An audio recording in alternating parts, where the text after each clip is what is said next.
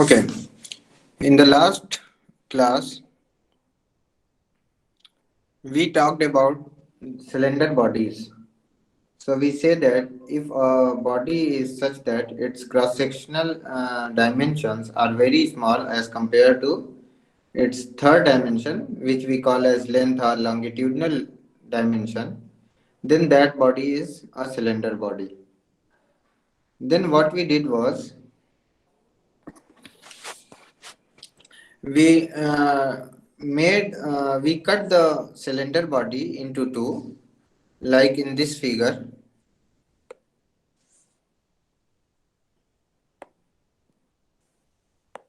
like here. We cut the body into two parts, 1 and 2, and then we said that part 1 and 2 are interacting with each other through a force vector and a moment vector, which we name as F1 and M1. And equal and opposite moment and force vectors will be applied on the other body by the body 1, which we say here M2 vector and F2 vector. This F2 vector actually is this one. Okay, so after that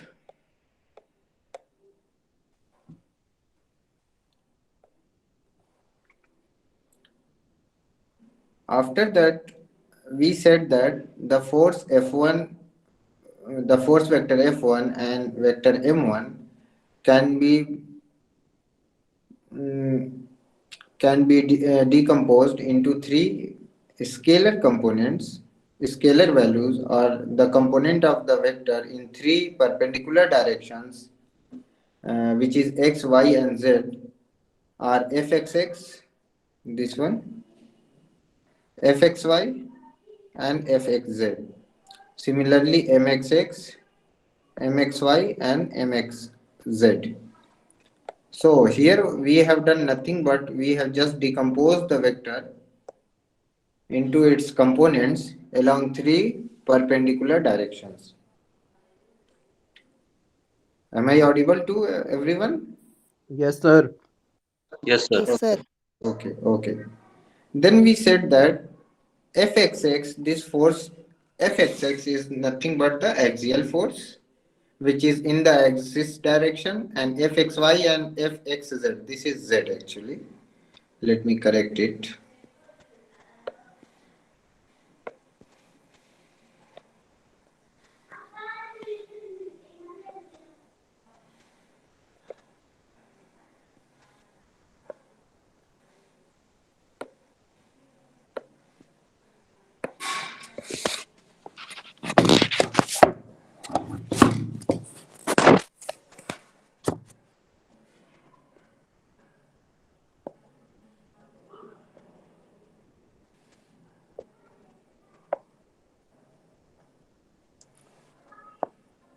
So Fxy and Fxz are shear forces, which we also denote as V or Vy and Vz. Then we explained and we learned that the two indices xx and xy, what does it mean? So the first index is the direction of normal to the cross section. In this case, it is in the x direction. And the second component is the direction of the force or moment. Similarly, this mxx is twisting moment, and these two are the bending moments. Then we talked about the sign convention. So we said that if this is the cross section, and if the force on a cross section whose normal is in the positive x direction and force is also in the same direction, so which we call as tensile force, then fxx is positive. Similarly, if a cross section is in negative direction and the force is also in the negative direction, that force is again called as positive. So you can think of it as a tensile force will be positive and a compressive force will be negative. Similarly, regarding the shear forces, we said the same convention that fxy is positive when it is in positive y direction on positive x phase, and it may also be positive when it is negative. It is in the direction of negative y on a face with negative x direction. Okay, now let us start for a 2D case.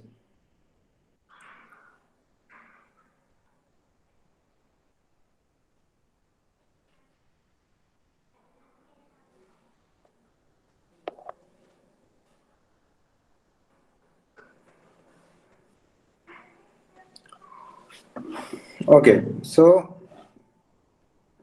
today is 20th 11, and now we will talk about for a 2D case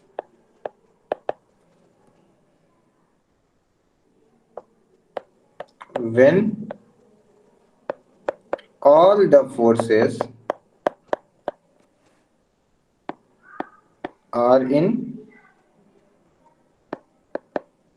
a single plane.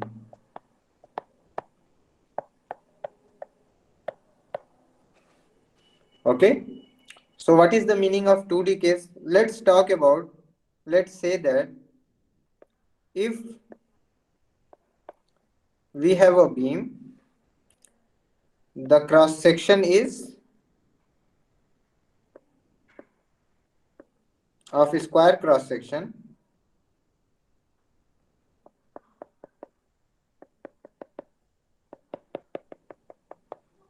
Okay, it is a beam of a square cross section, and let's say that a line load is acting like this, or a pressure is acting on this face. Okay,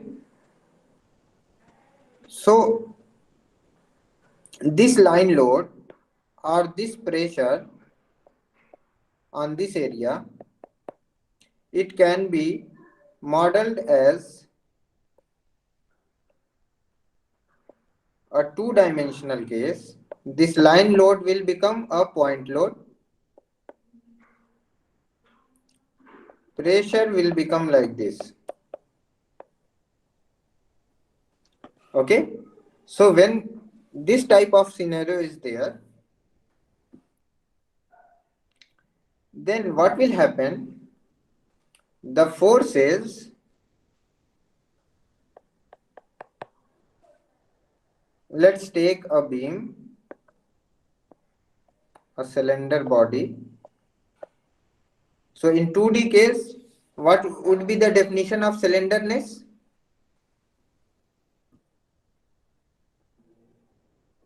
Anyone? Vipul? Yes, Vipul sir. Kumar. Yes, sir. Yeah. Can you tell me if this is a beam, Yes, sir. what would be the condition for cylinderness of this beam? Sir, length is too large as compared to width. Let's say this is height h and this is length l. So h should be much less than l. Length.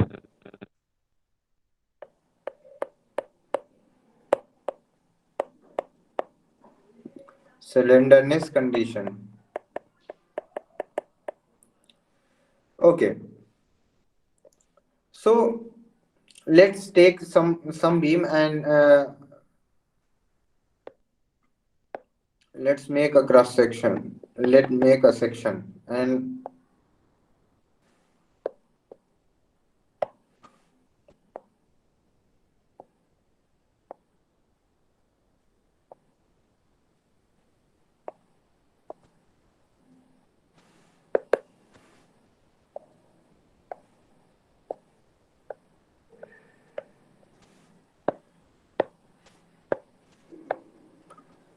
Okay, we have cut the beam into two parts. So what would be the forces involved? Of course, this is x direction and this is y direction. X, y direction. So tell me, on this face, what forces will be acting and what moment would be acting? Axial force. Axial force. So according to our convention,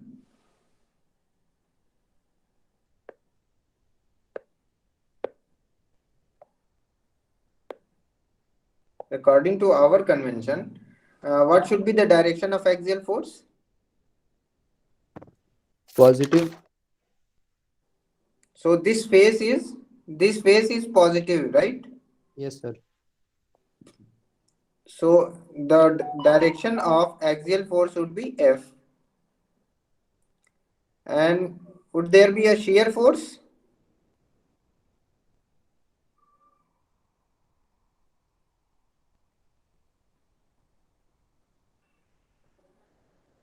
No, sir.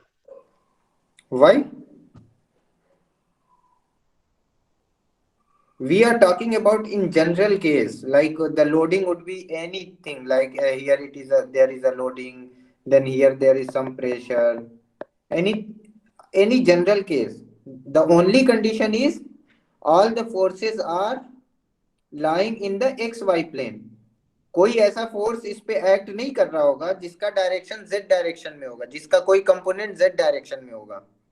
इस पे force ऐसा तो लग सकता है, ऐसा लग सकता है, ऐसा लग सकता है ना, लेकिन उस फोर्स का direction out of the plane नहीं होगा या उसका कोई भी component out of the plane नहीं जाएगा. जो अभी आपकी स्क्रीन दिख रही है, इस स्क्रीन के बाहर की तरफ कोई भी ऐसा फोर्स नहीं लग रहा होगा कि उसका कंपोनेंट इस डायरेक्शन में हो. तो जनरल केस में इस पे क्या क्या फोर्सेस इस क्रॉस सेक्शन पे हो सकते हैं, यानी मैं ये कह रहा हूं कि पार्ट 1 पे कौन कौन से फोर्स लगा सकता है? सर एक्सियल और शियर दोनों. एक्सियल और शियर का डायरेक्शन किस किस तरफ, ऊपर की तरफ करें या नीचे की तरफ करें इन पार्ट 1 में? सर नीचे की तरफ. नहीं, हम सर अभी ऊपर की तरफ होगा. ये पॉजिटिव एक्स फेस है. पार्ट 1 जो है वो पॉजिटिव एक्स फेस है. ये this face is positive x face. तो यहाँ पे शियर फोर्स ऊपर की तरफ हम दिखाएंगे, और जब आप क्वेश्चन सॉल्व करेंगे तो इसी कन्वेंशंस को लेके आप सॉल्व करेंगे. अगर ये V या F निगेटिव आ जाता है, इसका मतलब ये होगा कि जो आपने माना है कि इसमें फोर्स इस डायरेक्शन में, वो इसके अपोजिट होगा. आप समझ रहे मेरी बात? आप ये मान के चलेंगे कि पॉजिटिव एक्स फेस पे फोर्स पॉजिटिव है, पॉजिटिव डायरेक्शन में है, और आप उसके बाद इसको इक्विलिब्रियम में इक्विलिब्रियम इक्वेशन लगाएंगे और फिर उसको सॉल्व करेंगे. If you get that particular thing to be negative, it means that whatever assumptions you have made is actually opposite. मेरी बात समझ में आ रही है? Yes sir. ओके, इस फेस में F का डायरेक्शन ये होगा और यहाँ पे क्या होगा?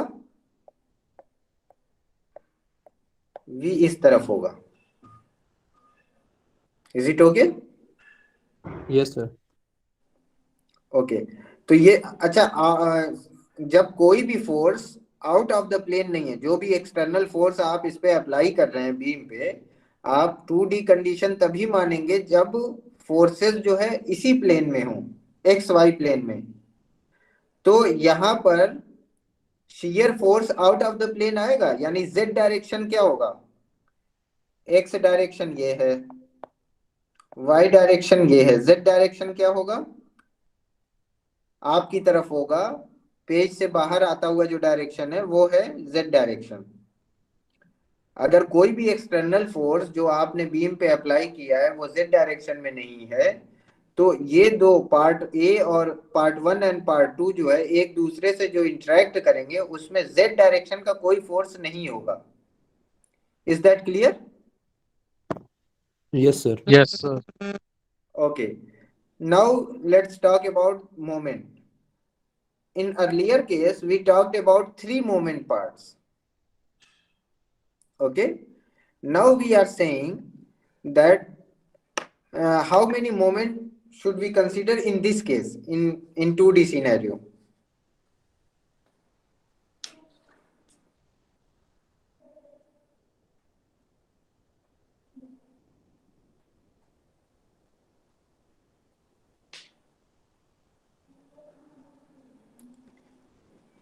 Here the moment would be one thing, of course, would be moment about z.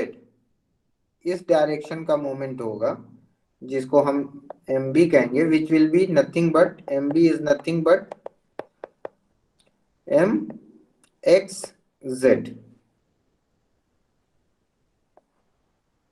Okay. और यहां पर मोमेंट होगा एम बी अपोजिट सेंस का. ये बात समझ में आई नहीं आप लोगों के? Yes, sir. अगर किसी को कंफ्यूजन है तो यहाँ पूछ लें. ये मोमेंट होगा. और what about moment about M X X के बारे में क्या कहेंगे आप, और एम एक्स वाई के बारे में आप क्या कहेंगे?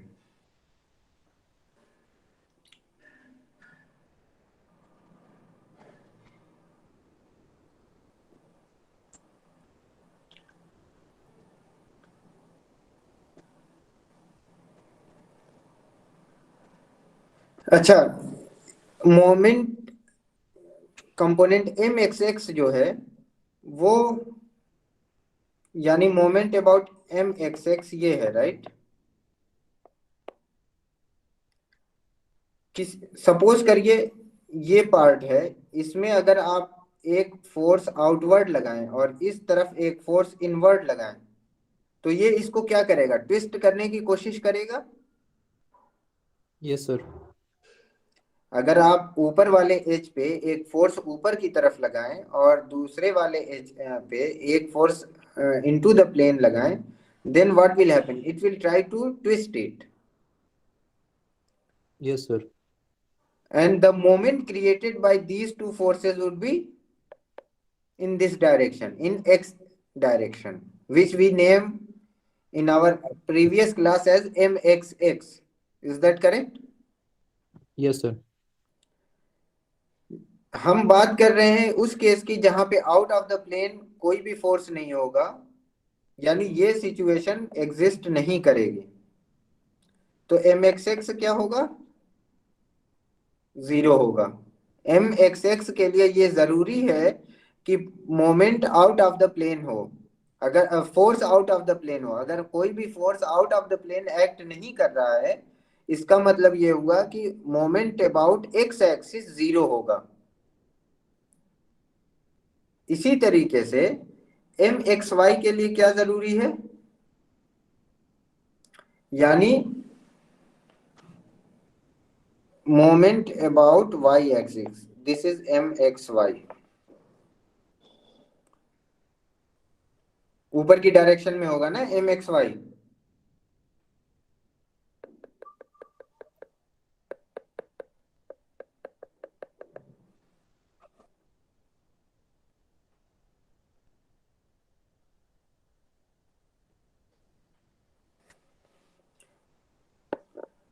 This will be the direction of moment xy.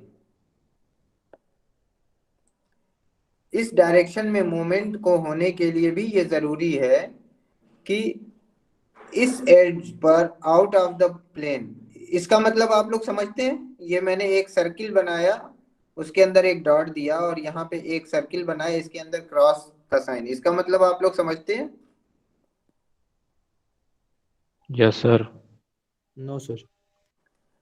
इसका मतलब है a vector coming out of the plane.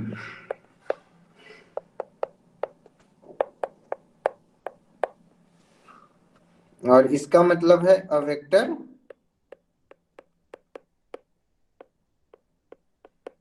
going into the plane.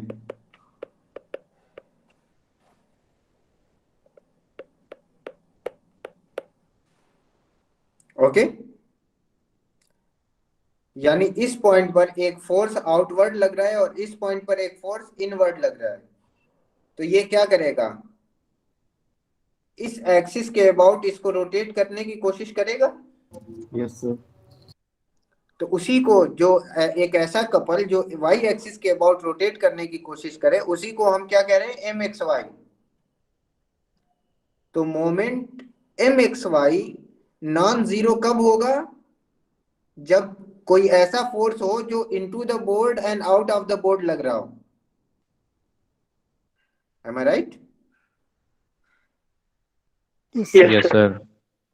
Okay, so since we are considering only those cases where the forces are only in the plane and no out of the plane forces are allowed, so moment about y axis would be zero. Okay, so यहाँ पर बस इतना समझने की बात है आपके, whatever I have sir repeat explain, कर दिएगा। व्हाट आई एम सेइंग, मैंने एक सबसे पहले ये कहा कि एम एक्स एक्स जीरो होगा, ये वाली बात आपको समझ में आ गई। जी सर। ओके, अब दूसरी बात मैंने कही कि एम एक्स वाई भी जीरो होगा, और उसके लिए मैंने क्या कि एम एक्स वाई है क्या, M X Y non zero कब होगा, जब बीम पर एक जगह ऐसा फोर्स लग रहा होगा in out of the board और एक जगह इनटू द बोर्ड फोर्स जा रहा हो, तो इसका इफेक्ट क्या होगा कि वो बीम को रोटेट करने की कोशिश करेगा अबाउट वाई एक्सिस, या बेंड करने की कोशिश करेगा वाई एक्सिस के अबाउट। ये बात समझ में आई? Yes sir. नहीं, अगर नहीं मैं फिर से रिपीट करता हूं, देखिए जब भी एक बीम होगी, इस पे इस डायरेक्शन में आप कोई भी फोर्स पी लगाएंगे तो ये क्या होगा, ये बेंड होगी ना इस तरह से। Yes sir. Yes sir. Okay, तो ये जो बेंडिंग हो रही है ये किस एक्सिस के अबाउट हो रही है बेंडिंग? Z axis के about. जेड एक्सिस के अबाउट। और ऐसे ही अगर आप वाई एक्सिस के अबाउट बेंडिंग करना चाहते हैं, जो कि जिसको हम दे रहे हैं एक moment about Y axis M X Y, इसके लिए आपको फोर्स किस डायरेक्शन में लगाना होगा? Sir, into the plane. हाँ, Sir, into the plane. Into the Z direction. और हम ऑलरेडी जो ये शुरू किया हमने 2D केस, इसमें ये कहा कि हम वो केसेस कंसीडर कर रहे हैं जब सारे फोर्सेस एक्स वाई प्लेन में लग रहे हो, कोई भी जेड डायरेक्शन में कोई फोर्स ना हो। तो जब जेड डायरेक्शन में कोई फोर्स नहीं होगा तो एम एक्स वाई का सवाल ही नहीं है। ठीक है? Yes sir. ओके, सो इन 2D केस में हमारे पास जो पहले हमारे पास कितने फोर्स और मोमेंट थे, कितने कंपोनेंट थे फोर्स और मोमेंट के? 3 फोर्स के कंपोनेंट थे और 3 मोमेंट के कंपोनेंट थे, जो लास्ट क्लास में हमने एक जनरल सिलेंडर बॉडी की बात करी थी।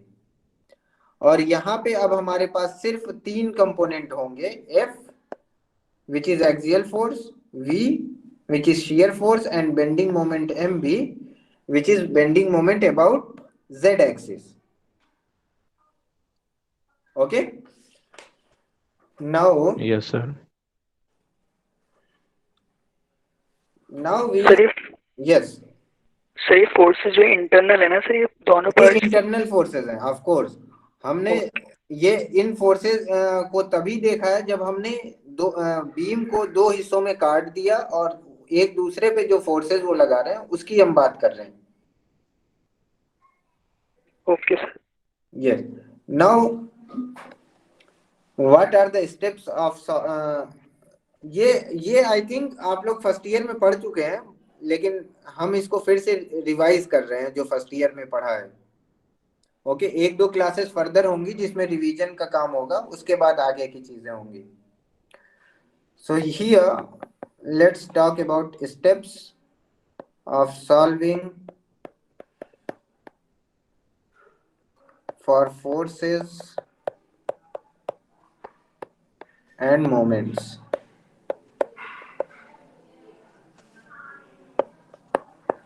in a cylinder body.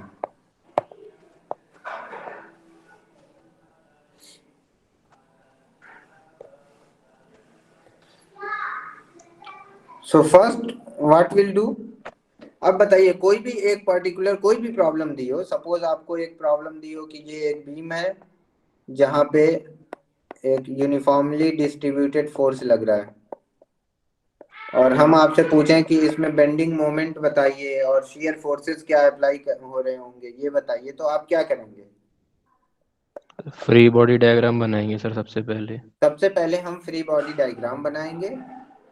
तो सबसे पहले हम create a model. Model create करने से क्या मतलब है? इसका मतलब ये है कि हम जो भी एक प्रैक्टिकल चीज दी होगी, ऐसा जरूरी नहीं है कि उसका क्रॉस सेक्शन, यानी सपोज करिए कि ऐसा भी हो सकता है क्रॉस सेक्शन, ठीक है। आई शेप जो कि बहुत ज्यादा कॉमन है, यूज होता है आई शेप की बीम, कोई बता सकता है कहाँ यूज होती है? सर ब्रिजेस में।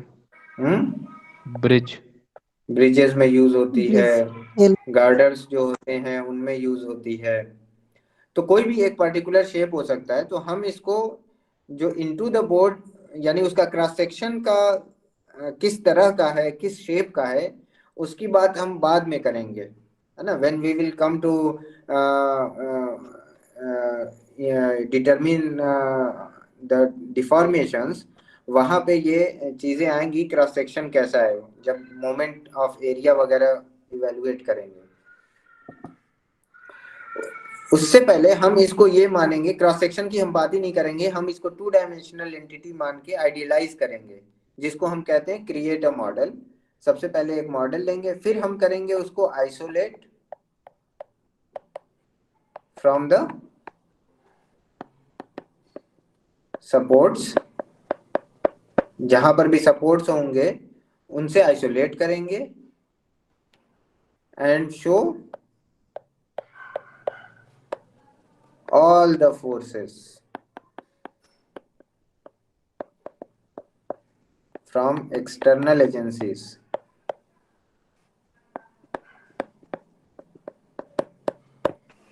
ओके। तो जैसे इस केस में हम क्या करेंगे, यहाँ पे क्या क्या फोर्सेस हो सकते हैं आप बताएं? एक तो ये एक्सटर्नल एजेंसी है जो कि यूनिफॉर्मली डिस्ट्रीब्यूटेड फोर्स दे रहा है, और क्या है भाई? Sir support reactions. सपोर्ट का सपोर्ट रिएक्शंस क्या क्या होंगे यहाँ पे? सर एक तो सर फोर्स इस एंड इन पे क्या होगा? वाई डायरेक्शन में होगा सर, एक एक्स में होगा, और सर एक मूवमेंट लग रहा होगा सर एंटी क्लॉकवाइज डायरेक्शन में। ओके, यू आर सेइंग एक वाई डायरेक्शन में होगा, let's talk about this is X and this is Y, तो यहाँ पे एक्स डायरेक्शन में होगा, is it correct? Yes sir. और वाई डायरेक्शन में भी होगा, यस सर। ओके, और मोमेंट भी होगा, yes sir. Sir anti clockwise.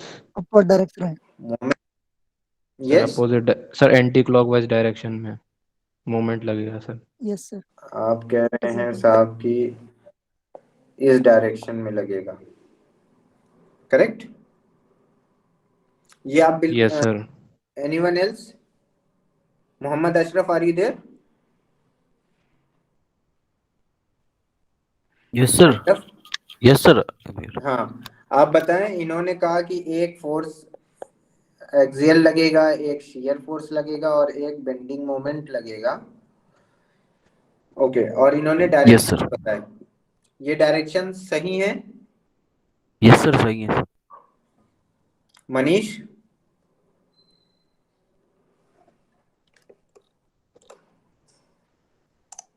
Manish, Akash? Yes sir. हाँ आकाश, बताएं ये सही है? एफ एंड वी तो सही है sir, but moment sir confirm नहीं हो पा जी रहा है सर। सर जो एफ डायरेक्शन में एक्सियल फोर्स जो और शेयर फोर्स जो लगाया सर वो तो सही लगाया, लेकिन सर बट मोमेंट का सर मैं श्योर नहीं हूँ अभी। Okay first Screen tell visible, me sir. Are you able to see my screen No, sir. No sir. No, sir. Okay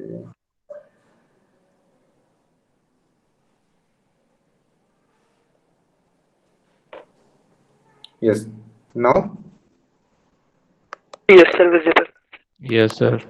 okay हाँ जी तो अब देखिए जो डायरेक्शंस इन्होंने बताए बिल्कुल सही बताए you can go with it लेकिन let's stick to convention what we have taken हमने कन्वेंशन की बात की थी लास्ट क्लास में कि पॉजिटिव फेस पे पॉजिटिव डायरेक्शंस मिलेंगे और निगेटिव फेस पे निगेटिव डायरेक्शन मिलेंगे ये बताइए ये पॉजिटिव फेस है या निगेटिव फेस है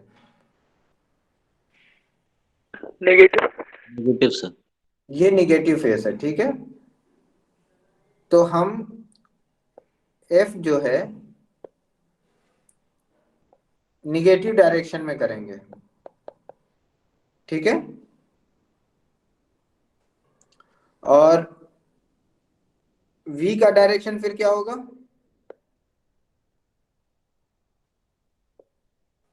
Downward. डाउनवर्ड होगा अच्छा और एम का डायरेक्शन क्या होगा ये एम की अगर ये मोमेंट तो हम ऐसे दिखाते हैं लेकिन अगर बात करें तो ये मोमेंट इनटू द बोर्ड है या आउट ऑफ द बोर्ड है sir out of the board होगा। अभी करेंटली ये मोमेंट जो हम दिखा रहे हैं एंटी क्लॉकवाइज ये out of the board vector है या इनटू द बोर्ड वेक्टर है Sir, out of the board है sir. Out out of. Of the board है Out और of the board. Positive Z axis किस डायरेक्शन में out of the board है या इनटू द बोर्ड है So, out of the board. okay so it means whatever moment we have shown is in the direction of positive z axis on a negative x face am I right yes sir. Yes, Yes, sir. sir. so let's make it according to our convention हमने convention में ये लिया है कि negative x face पे negative direction में moment जो होगा वो पॉजिटिव होगा वो ओके तो हम इसका डायरेक्शन फिर से मोमेंट का भी चेंज करेंगे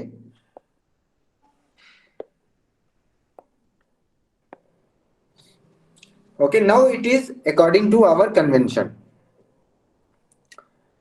अब सपोज करिए force per unit area is Q Q is the force per unit length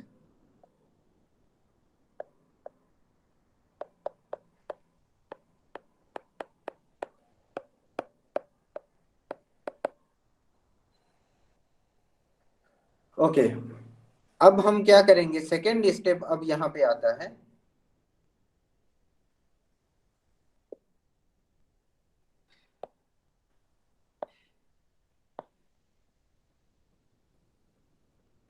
use equation of equilibrium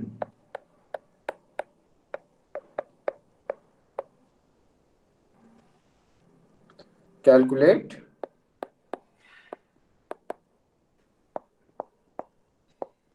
unknown forces ठीक है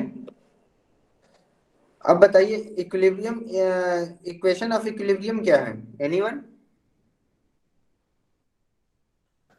Sir, summation of all the forces in x direction is equal to 0 and summation of all the forces in y direction 0 and movement about any point is 0. okay so what he is saying is net forces in x direction is equals to 0 net force in y direction is equals to 0 and bending moment net moment about any point is 0 any point is equals to 0 so let's first take net force in x direction is equals to 0. This imply, अब बताइए साहब total force x direction में क्या क्या लग रहे हैं, सबको एक साथ ऐड कीजिए। कितने फोर्सेस ऐसे हैं जो x डायरेक्शन में लग रहे हैं? सर ओनली एफ है। F है sir, only F। Only f। तो what does it mean? f is equal to 0. 0. okay. Now tell me net force in y direction is equals to 0. What does it imply? कौन कौन से force हैं y direction में?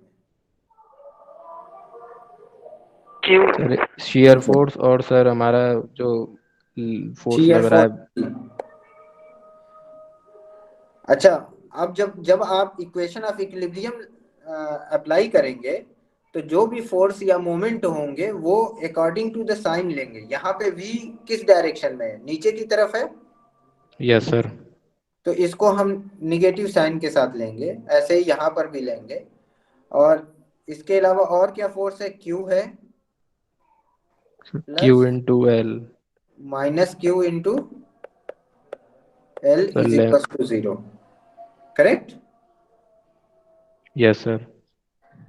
यहाँ पे अगर किसी को कुछ नहीं समझ में आओ तो please let me know, I can explain it for again.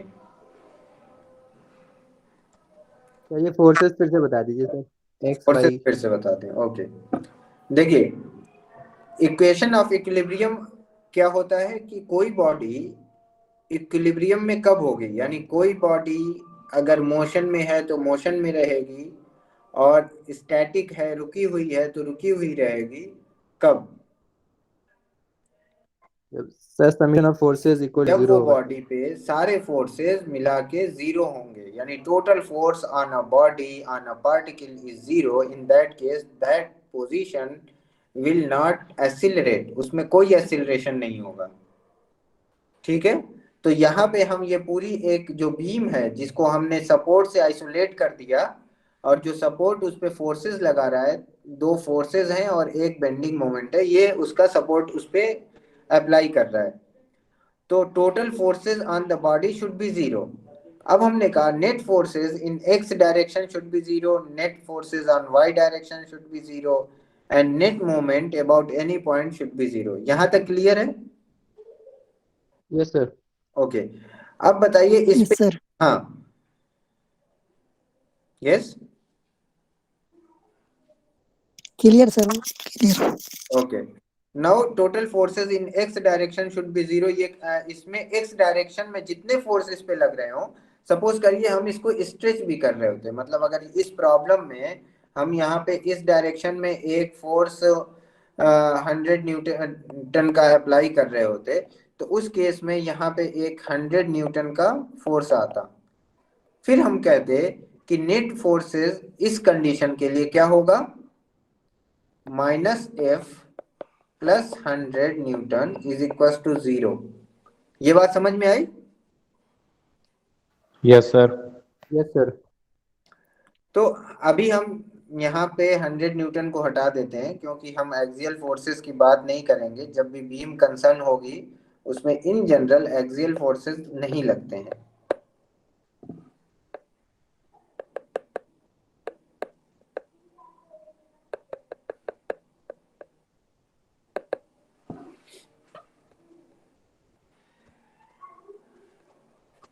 Okay, तो net forces in X direction will give you F is equal to 0। ये चीज क्लियर है?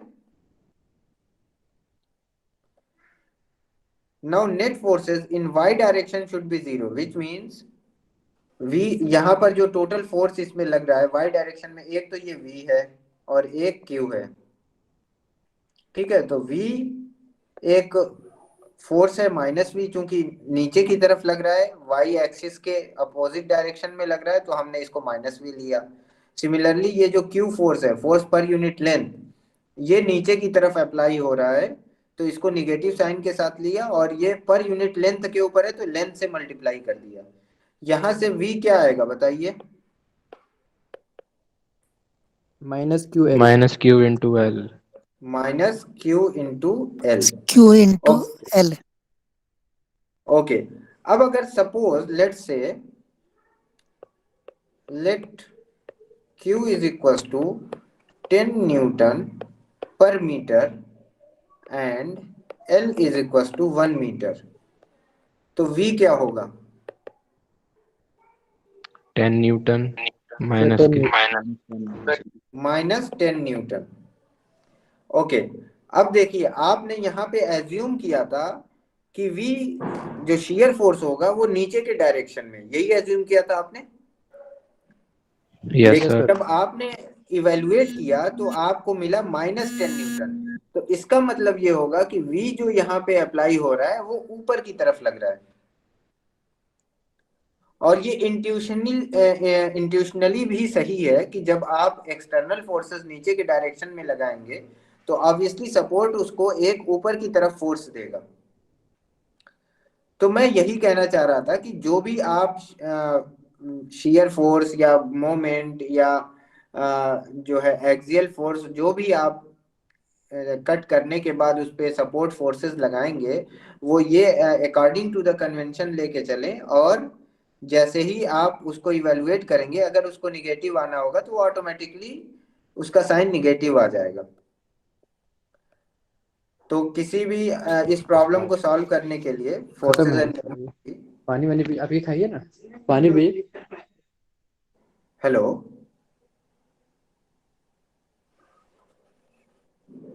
okay, so to solve any problem, first you have to create a model, then you have to isolate from the supports and apply all the external forces, and then you have to apply the equation of equilibrium, and then now to evaluate in the third step, to evaluate internal forces, what will you do? Cut a section, imaginary,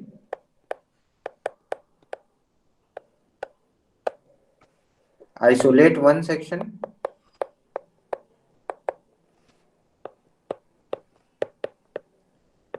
part, and apply all the forces and do step 2. Okay, now 5 minutes is left. Let's take example.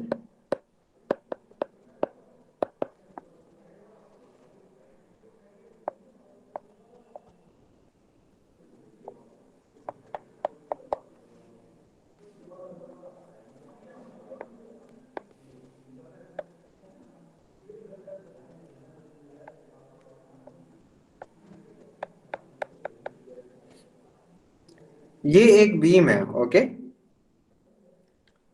और let's take इसके ऊपर कोई एक wait रखा हुआ है W.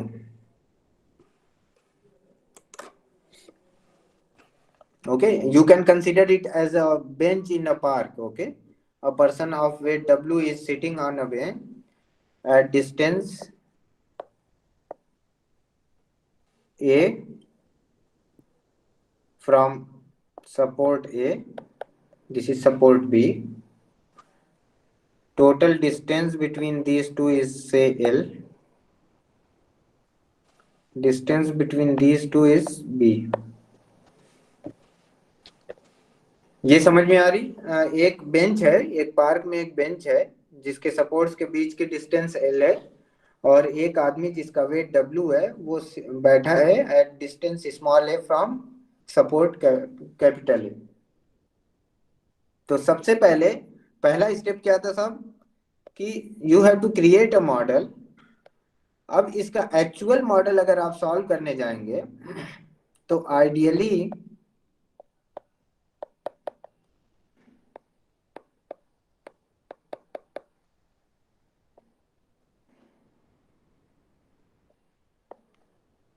ये bending होगी जो कि बहुत थोड़ी सी होगी, और ये जो सपोर्ट रिएक्शन है वो इस जगह पर है।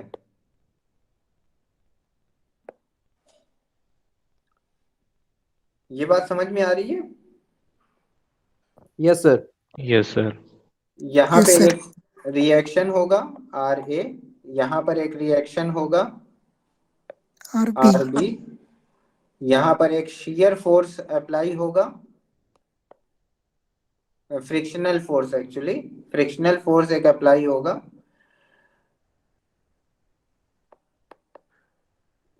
जिसको हम एफ बी कह रहे हैं, यहाँ पे एफ ए कह रहे हैं। तो ये आइडियल मॉडल, ये एक्चुअल मॉडल है इसका। ठीक है, इसको जब आप सॉल्व करने जाएंगे तो ये इतना इजीली सॉल्व नहीं कर सकते। तो यहाँ पर सबसे पहले हमें आइडियलाइज करना होगा, यानी इसको एक मॉडल क्रिएट करना होगा जिसमें कुछ एजम्पशंस होंगे। तो इसके एजम्पशंस के लिए हम सबसे पहले इसका आइडियलाइजेशन जो करेंगे, जिसको हमने पहले स्टेप में लिखा है क्रिएट अ मॉडल।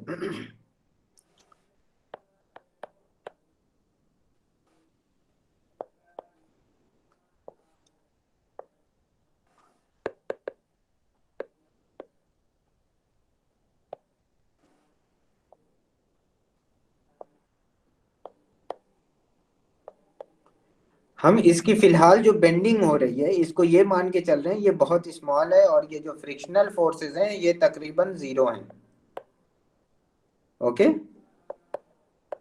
ये एक असम्पशन है जो कि सही हो भी सकता है और सही नहीं भी हो सकता है। ये आपके एक्सपीरियंस से आएगा कि जो असम्पशन हमने लिया है। इसीलिए जब भी हम यानी कोई भी सॉलिड मैकेनिक्स की प्रॉब्लम को उठाते हैं तो उसमें असम्पशंस, तो या इवन साइंस की किसी भी प्रॉब्लम को आप उठा लें, उसमें सबसे पहले मॉडल बनाते हैं। मॉडल क्रिएट करने में हम बहुत सारे असम्पशंस लेके चलते हैं और उसके बाद उसको सॉल्व करते हैं। सॉल्व करने के बाद जो हमारे पास सॉल्यूशंस आते हैं या जो रिजल्ट आता है, उसको एक्सपीरियंस के बेसिस पे या जो प्रैक्टिकल डेटा होता है, एक्सपेरिमेंटल रिजल्ट्स होते हैं, उन सब की बेसिस पे उनसे कंपेयर करके एक इंजीनियर जो है या एक साइंटिस्ट जो है वो ये डिसाइड करता है कि जो एजम्पशंस लिए गए हैं वो एजम्पशन सही हैं या नहीं है। अगर वो रिजल्ट एक्सेप्टेबल होते हैं, फाइन। अगर वो रिजल्ट एक्सेप्टेबल नहीं होते हैं, then we have to go to again the idealization step and redo the idealization. जो assumptions बहुत सारे ले लिए थे उसमें से assumptions को मोर आइडियल सिचुएशन की तरफ ले जाते हैं। ये बात समझ में आई आपको कि सबसे यस पहले जो Yes, sir. एक एक्चुअल सिस्टम जो होता है उसको हम आइडियलाइज करते हैं, कुछ assumptions लेते हैं। यहाँ पर जैसे हम ये assumptions लेके चल रहे हैं कि जो फ्रिक्शनल फोर्सेस होंगे वो तकरीबन 0 हैं, और जब फ्रिक्शनल फोर्स 0 होगा तो आप find ultimately you will get to know that this R A is actually in the vertical direction, RB is also in the vertical direction, and this W is in the downward direction. यहाँ W में भी assumption है। W में क्या assumption है कि एक आदमी की सीट को, एक आदमी के वेट को हमने यहाँ पे एक पॉइंट लोड से मॉडल कर लिया है। मॉडलिंग के बाद ये हो सकता है कि बाद में हमें ये देखना हो कि कहीं ऐसा तो नहीं कि जो एक डिस्ट्रीब्यूटेड लोड था इस तरह से, उसको हमने एक पॉइंट लोड लेके जो मॉडलिंग करी और उसकी एनालिसिस करी, उसके रिजल्ट निकाले।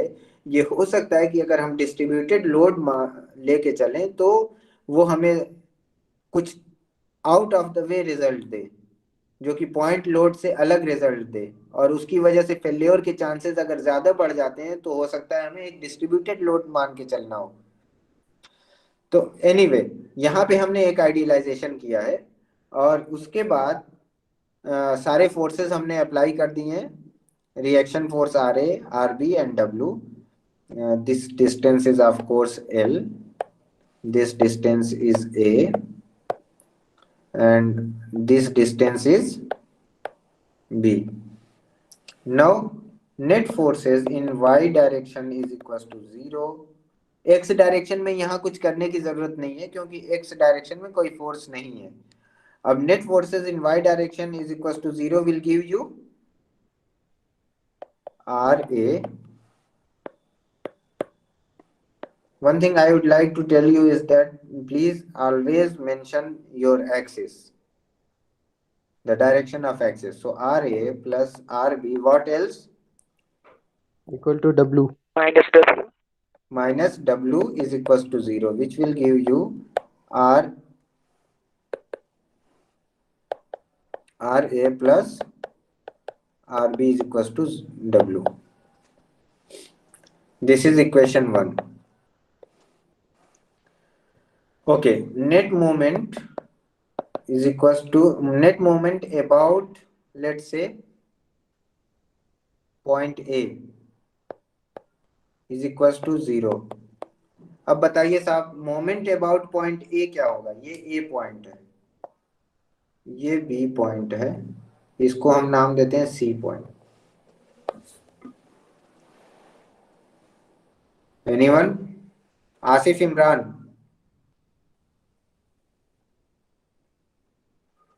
Yes sir. हाँ भाई आसिफ, बताएं. मोमेंट अबाउट ए, ये बताइए, एक कितने फोर्सेस हैं इसमें? कौन कौन से फोर्सेस इसमें लग रहे हैं? सर आरबी और W.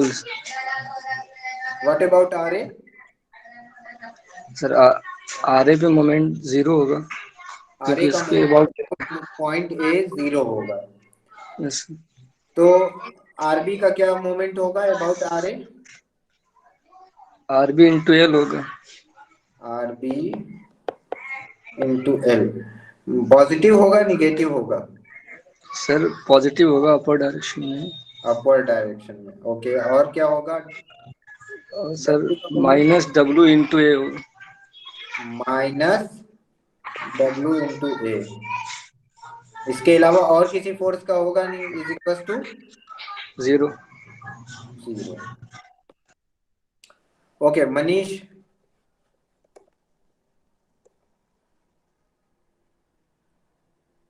Manish,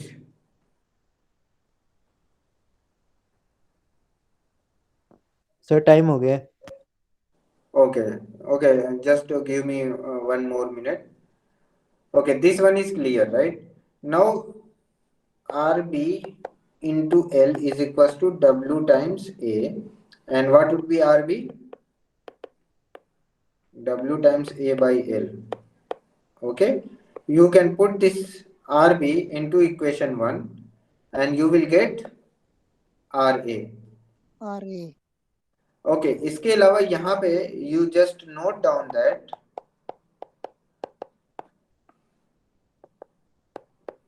judicious choice of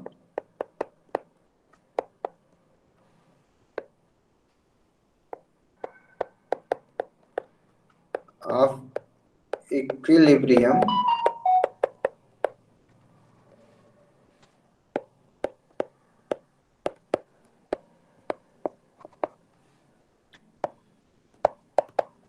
often simplify the mathematical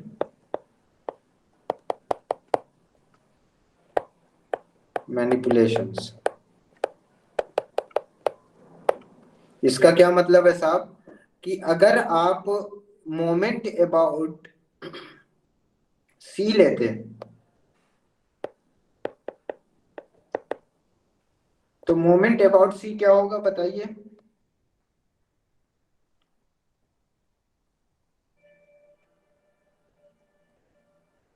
moment about C. RB into B.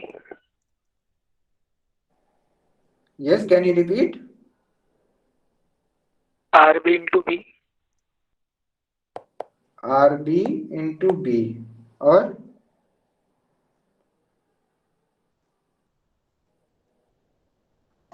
Minus R A into A. Minus R A into A is equal to 0. अब देखिए यहाँ पे फिर अब क्या करना होगा, आर ए और आर बी को, ये एक ऐसी इक्वेशन आएगी जिसको आपको इक्वेशन 1 के साथ सॉल्व करना पड़ेगा. लेकिन अगर आप मोमेंट अबाउट ए लेते हैं तो ये सिंपली आर बी की वैल्यू इवेल्युएट हो जाएगी. Then you can evaluate it, you can put RB into equation A and you will get the another unknown. इसका एक और तरीका ये है कि आप मोमेंट अबाउट ए और मोमेंट अबाउट बी ले लीजिए, इवन आपको समेशन ऑफ वाई करने की भी जरूरत नहीं है। तो स्मार्टली अगर आप इक्विलिब्रियम रिक्वायरमेंट्स को चूज करेंगे तो मैथमेटिकल मैनिपुलेशन से आपको मैथमेटिकल जो सोल्यूशन है वो आपका आसान हो सकता है। ठीक है, okay, that's it for today, and we will meet on our next class, which is on Monday. इस Okay. क्लास की अटेंडेंस इस क्लास की अटेंडेंस मुझे पता चल जाएगी, मेरे सॉफ्टवेयर में ये चीज रिकॉर्ड हो जाएगी। ओके सर, लीव कर दूं सर? हाँ, now you can leave. Okay, Thank you, sir. thank you। अस्सलाम वालेकुम। अस्सलाम वालेकुम। वालेकुम अस्सलाम।